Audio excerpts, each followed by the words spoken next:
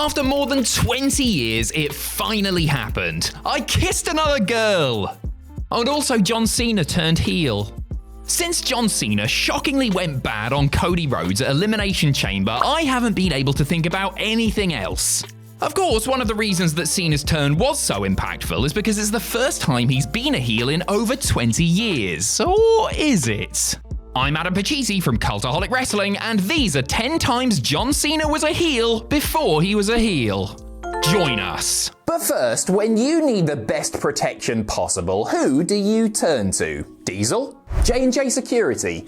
Maybe get Bradshaw and Farouk back out of retirement? No. If you want the best protection out there is no better option than NordVPN. Cheers to Nord for sponsoring this video. We at Cultaholic truly believe that NordVPN is the best service of its kind. Let me tell you how I use it. So, I'm a cheapskate, obviously, and using Nord means that I can set my location to pretty much anywhere in the world and sign up for video on demand services that I wouldn't normally have access to, or get them much cheaper than I would where I live. That means cheaper movies, cheaper TV shows, cheaper premium live events. Catch my drift? On top of that, it protects against password attacks, phishing, ransomware, malware. I use it to book cheaper flights, hotels. It's the fastest VPN in the world, and it can even be used on up to 10 devices at once. It's seriously an investment worth making. Costs the equivalent of a cup of coffee a month, and there's even a 30-day money-back guarantee. So if Nord isn't for you, you can get your money back, no bother at all. So to get the best discount off your NordVPN plan, head to nordvpn.com/cultaholic. Our link gives you a huge discount, plus an extra 4 months free off the 2-year plan. Don't worry, you already know the link is in the description below. Thanks very much for your time, and enjoy the video. Number 10, burying the big dog.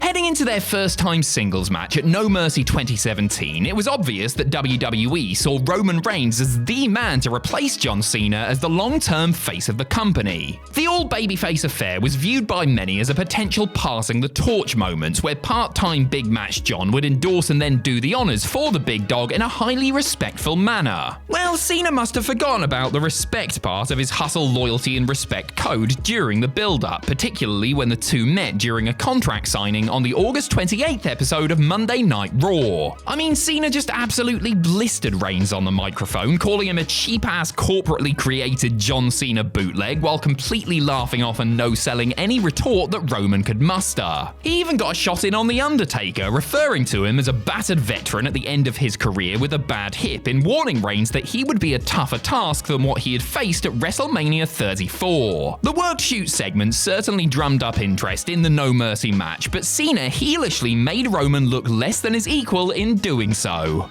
Number 9, the Firefly Funhouse. The COVID-19 pandemic completely threw the original plans for WrestleMania 36 out the window and forced WWE to get creative. It was about time something forced them to get creative, let me tell you. Perhaps the most novel thing on the 2-day presentation was the Firefly Funhouse match between John Cena and Bray Wyatt. More of a mind-bending performance art piece than an actual wrestling contest, the Firefly Funhouse saw the Eater of Worlds take the face that runs the place on a journey through different stages of his career, as well as an alternate reality where Cena was a member of the New World Order. Yep, there's Cena waltzing out in the black and white like Hollywood Hogan and giving Bray the too sweet in the middle of the ring. The Firefly Funhouse also showed Cena in other situations where he displayed heelish tendencies, like when he became the Doctor of Thugonomics again, and a moment where Cena tried to bash Wyatt's face in with an unprotected chair shot before Bray vanished into thin air. Number 8, stealing Zack Ryder's girlfriend. It was all going on for Zack Ryder, wasn't it? He was super over thanks to his own online efforts. He had won the United States Championship at TLC 2011, he was courting Eve Torres, and he had become best buds with John Cena. Unfortunately for Long Island Ice Z, his fortunes began to change when demonic hell demon Kane started going after him and his new would-be lass, with supposed pal Cena unable to prevent the drubbings. Oh, but Cena was able to save Eve from Kane while Ryder was in a wheelchair with a supposed broken back though, wasn't he? Funny that. On the day before Valentine's Day 2012, Cena came to Eve's rescue and then planted his big rubber lips on hers as a heartbroken Zack literally sat and watched him do it. Ryder was understandably miffed at supposed good guy Cena stealing his woman away, though John professed his innocence. He may not have been embracing the hate, but Cena was embracing standing around with his thumb firmly up his arse, watching on as Kane rolled Ryder right off the Raw stage. With friends like John Cena, who needs enemies? Number 7, post-win I quit match attacks. One of John Cena's mantras throughout his career has been never give up, and he certainly lived up to that mentality when it comes to I quit matches, of which Cena has a perfect 5-0 record. And fair play to Cena for refusing to say the 2 magic words in the face of such mighty adversaries as Randy Orton, Rusev, and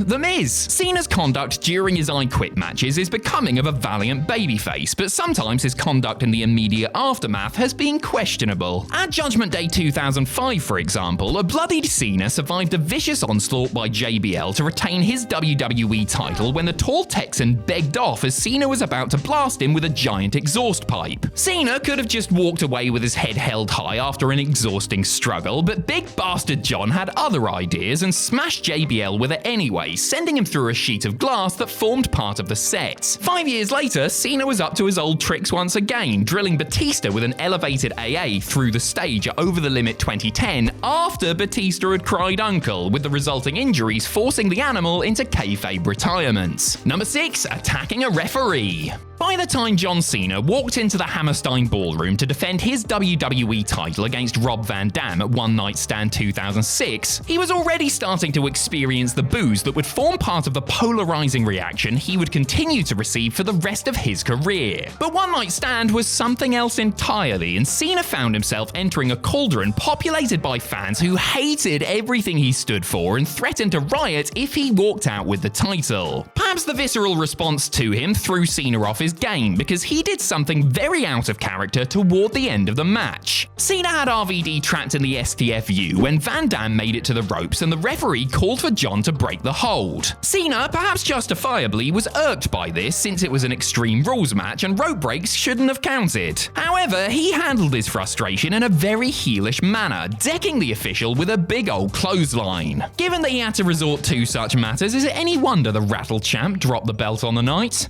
Number 5, attacking Todd Grisham. The day after losing the triple threat match main event of Cyber Sunday 2006, thanks to Kevin, remember him, Fedline, John Cena was given the night off by Raw General Manager for a day, Eric Bischoff. But we couldn't have a single episode of WWE's flagship show without Cena on it, could we? So the WWE Champion showed up and cut a promo about how nothing made any sense. WWE interviewer Todd Grisham wanted to grab a word with Cena, who naturally accused Todd of taking naked pictures of himself for his MySpace account. Not content with that little bit of light-hearted ribbing, Cena surmised that Todd was in the ring because he wanted a fight and proceeded to lift him up and deliver an emphatic FU. That's to the 150-pound interview guy, completely unprovoked, while Jim Ross begged John not to on commentary. Listen, I know we all hate Todd Grisham and everything he stands for, but the poor bloke was just trying to do his job when Cena had a huff and assaulted him for no good reason. Well, no good reason besides simply being Todd Grisham, but still, it was mean, wasn't it?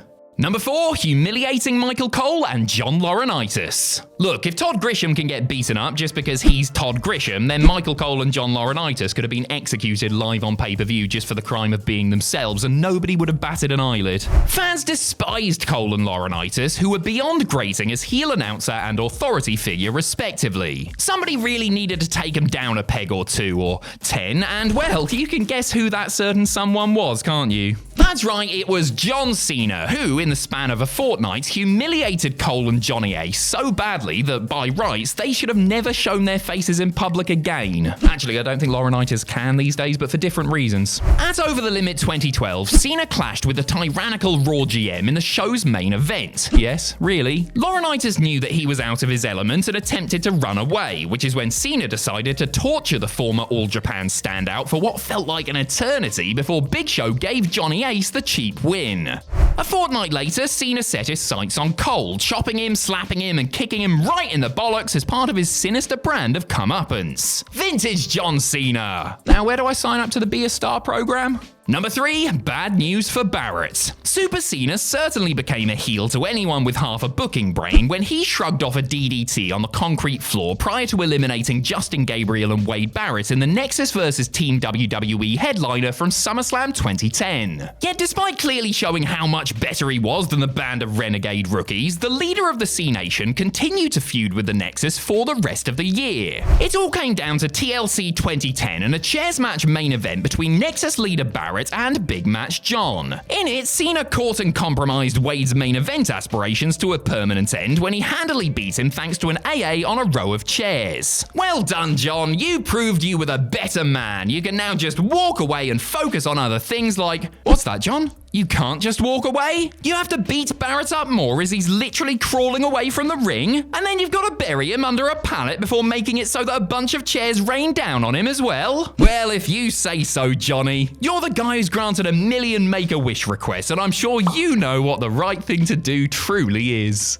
Number 2, abandoning and sneak attacking The Rock. In the closing segment of the go-home edition of Raw before WrestleMania 27, WWE Champion The Miz, who was flanked by Alex Riley, had a verbal showdown with Mania opponent John Cena and the show's host The Rock, cutting a promo on both men. As The Miz was threatening to beat up the Great One, good luck with that, Cena slid out the ring, leaving The Rock at a 2-on-1 disadvantage for when Riley got a cheap shot in and the beating commenced proper. Unsurprisingly, the most electrifying man in all of entertainment made his own comeback by canning both Riley and Miz, at which point Cena slid back in the ring, snuck up behind The Rock and hit him with an AA before taunting him with the old "you can't see me." This was done to add intrigue heading into Mania, yes, but it made Cena look anything but the valiant babyface, and fans were right to boo his cowardly attack out of the building. Some at the time speculated this could have been the start of a John Cena heel turn, but nope, we would have to wait another 14 years and with The Rock playing a very different role in proceedings. Number 1, spoiling Rey Mysterio's WWE title party. When CM Punk beat John Cena for the WWE title at Money in the Bank 2011 and walked out of the company with the championship belt, Vince McMahon decided he would crown a new champion via an 8-man tournament. After beating Dolph Ziggler in the quarters and R-Truth in the semis, Rey Mysterio won his first and only WWE title by pinning The Miz in the final. It was seriously such a great and well-deserved moment for one of the most beloved WWE stars ever, and the fans were genuinely elated for the masked man. Oh, and look, there's good guy John Cena to endorse him after his triumph. Isn't that nice? Endorsing his pal before he wrestles him for the WWE title in the main event? Hang on a second. Yes, even though it was Triple H who booked John in the title match, couldn't he have, I don't know, protested a little bit? Maybe ask the game to hold off a week so Ray could rest, or as he said, go home to show his family the new gold? Nope! He just cleanly beat a fatigued Mysterio because he wanted the title for himself, the selfish, jort-wearing prick. The signs were there, folks. We just couldn't see them. It's the irony that kills you, really.